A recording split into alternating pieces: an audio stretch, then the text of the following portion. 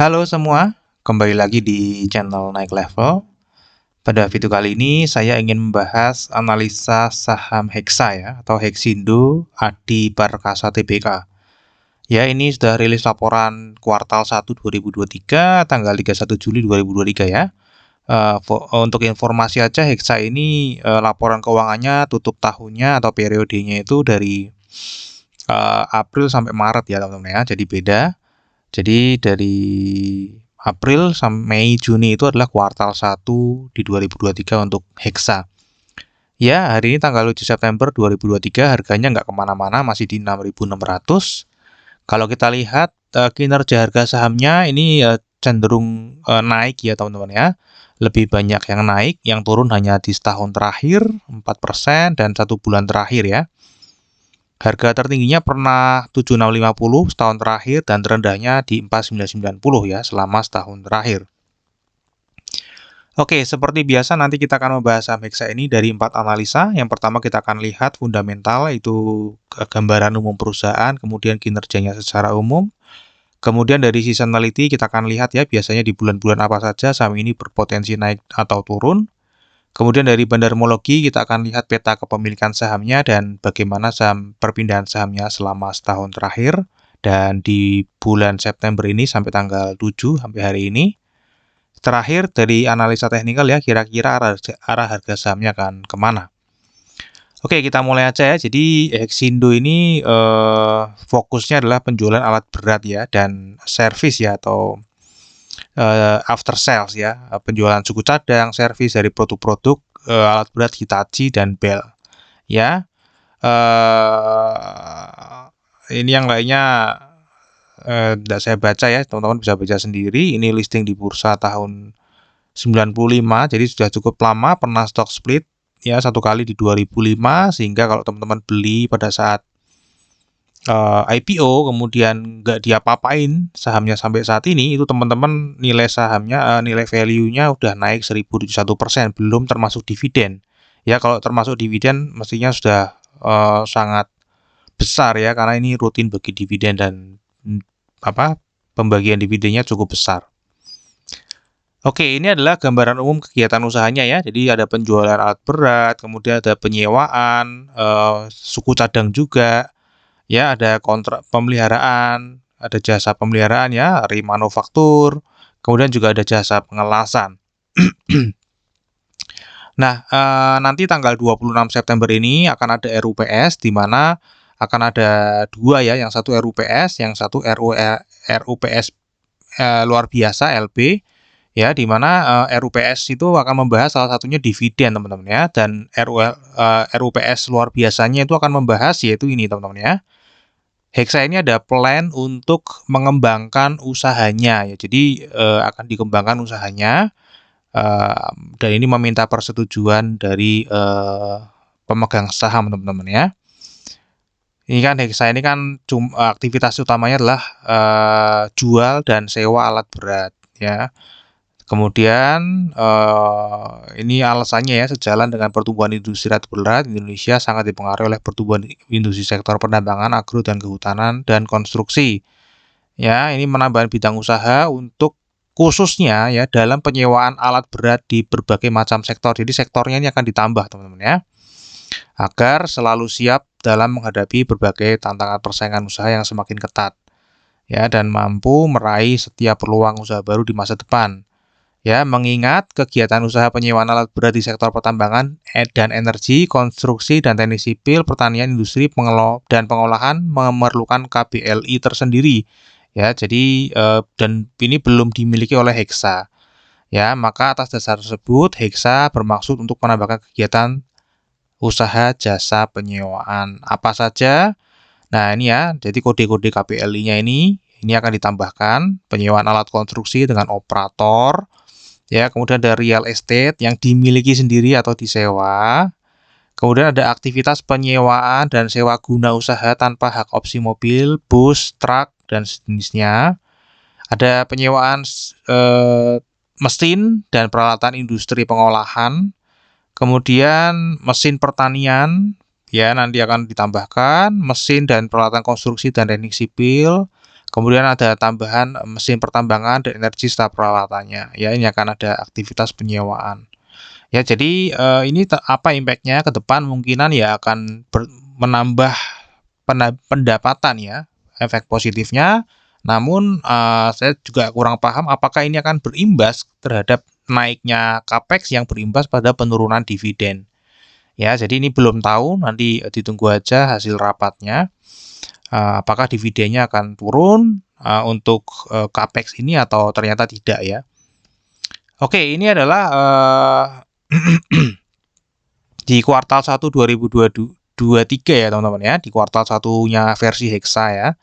Ini kalau kita lihat ya, penjualan alat berat ini yang paling besar ya, income-nya yaitu totalnya 93 ya, 93-an, 93 juta US dollar.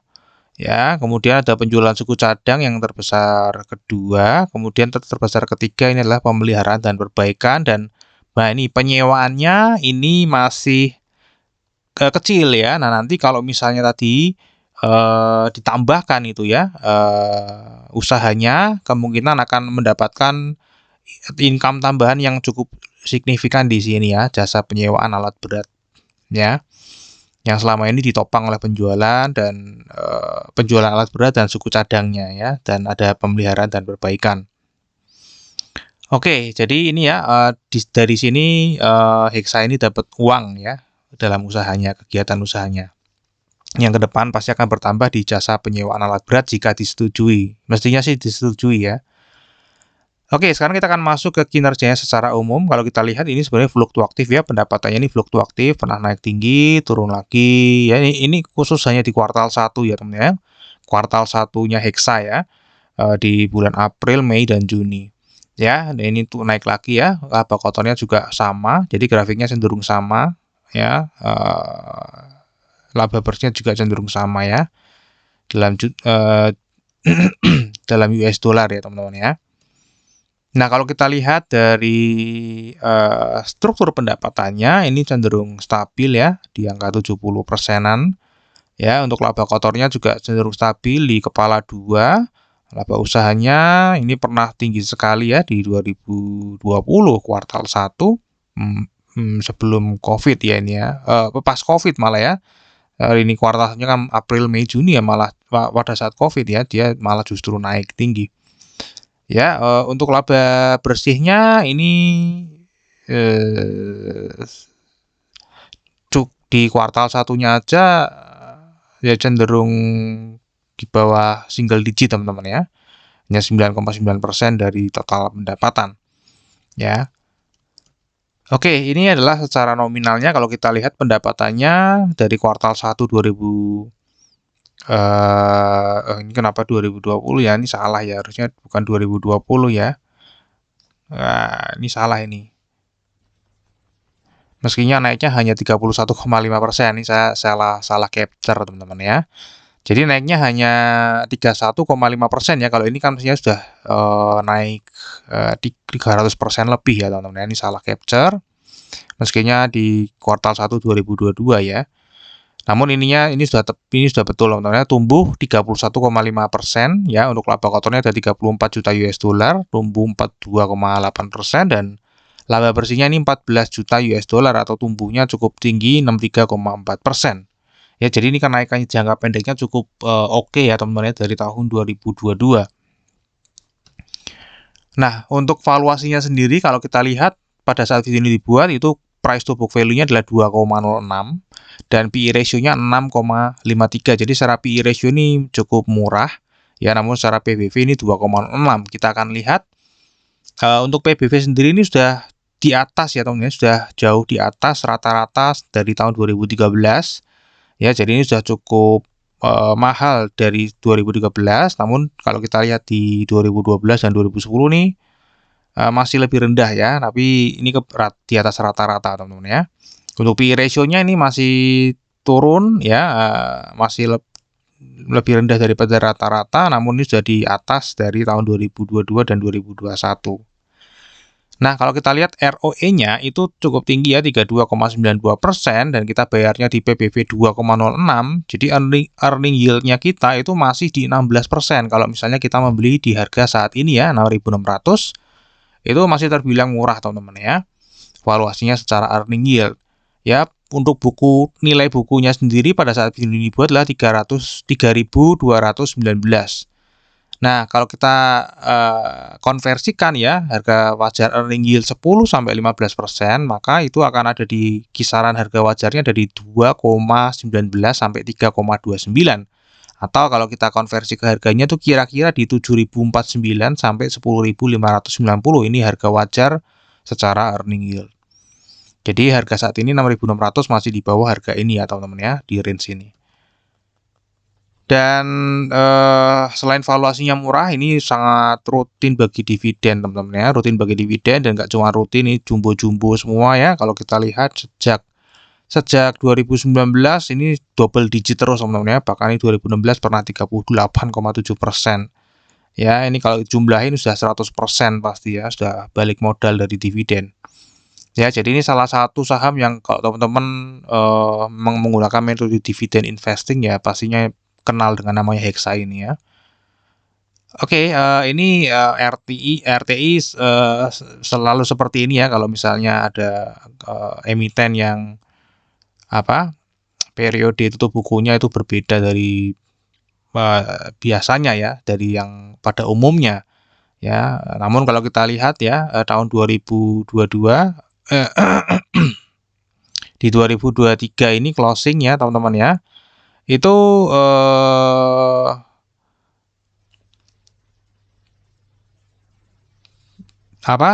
laba tahun berjalannya ini,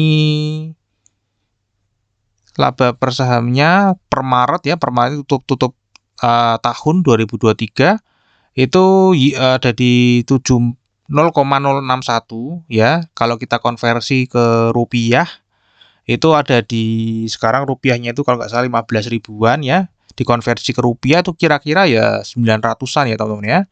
Dan kalau misalnya estimasi sama dengan apa?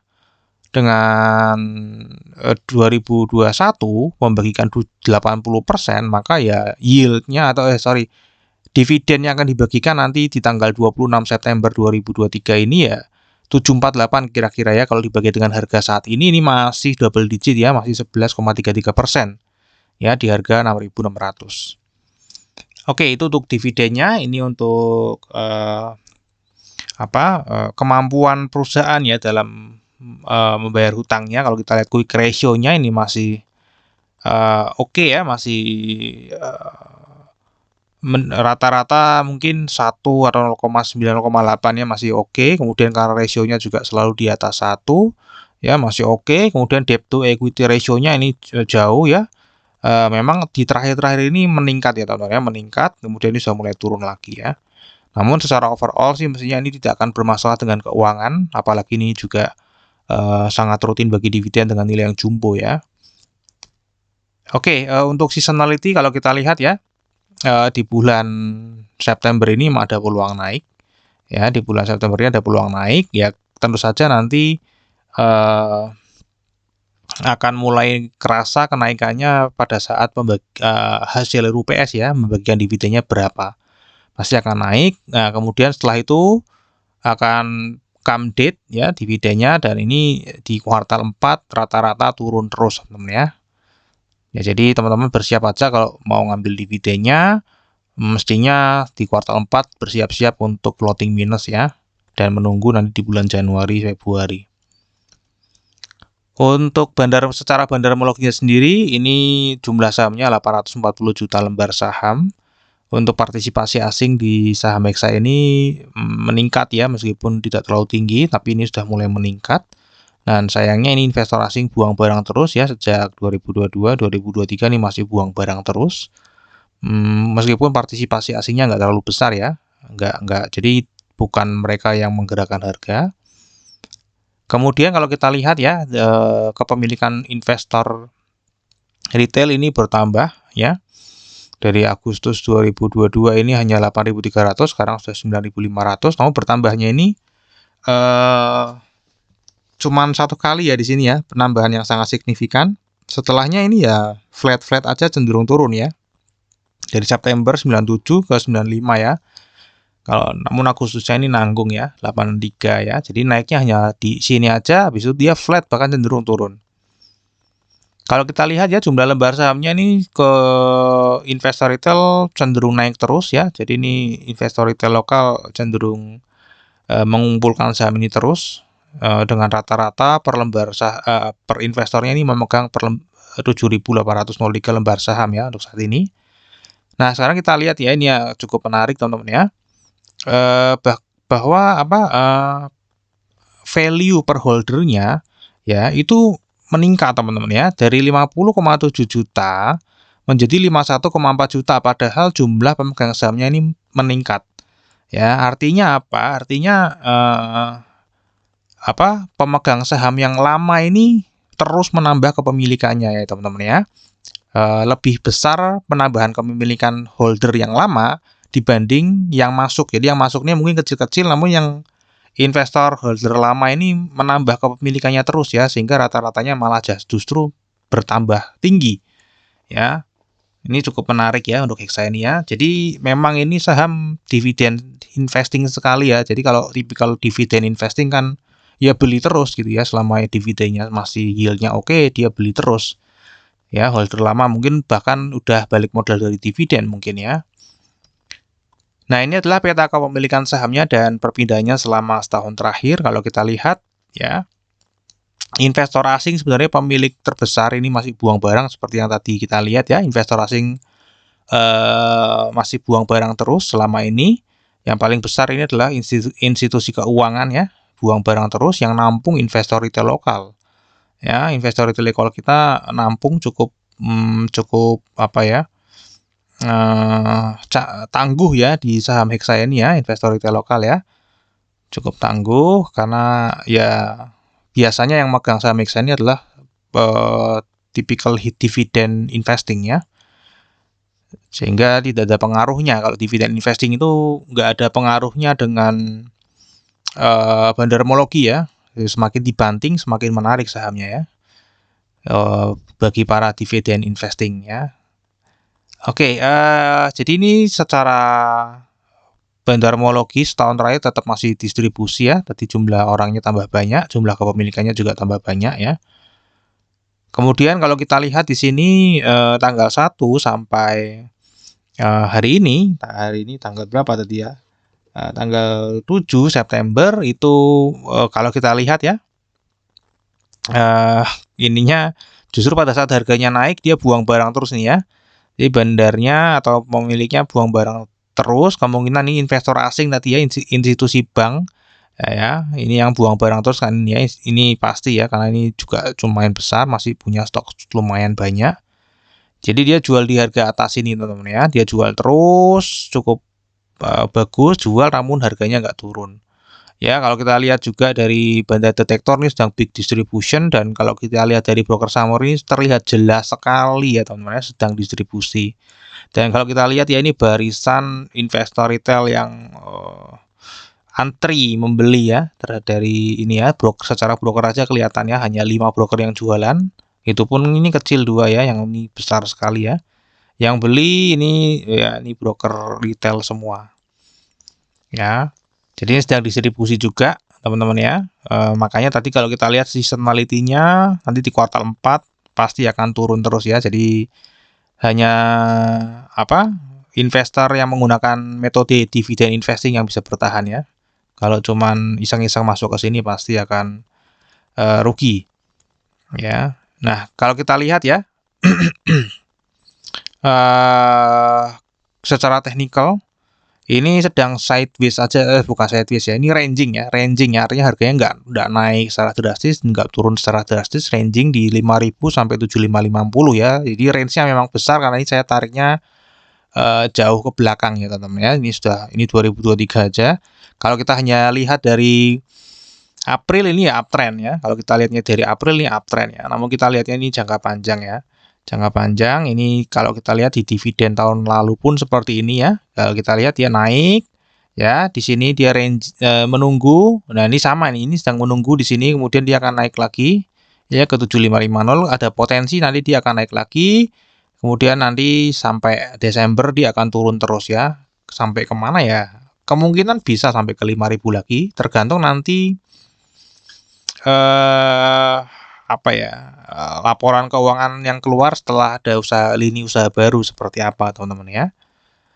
Oke, jadi ini kira-kira ya, prediksi saya mungkin akan bisa naik ya, mungkin bisa ke 7550 lagi, ya, 7550, nanti begitu pembagian dividen, dia pasti akan ARB ya, senilai yield dividennya, ya, kemungkinan sih seperti ini ya, dia akan turun lagi, ya, ya mungkin sampai 5.600 lah ya.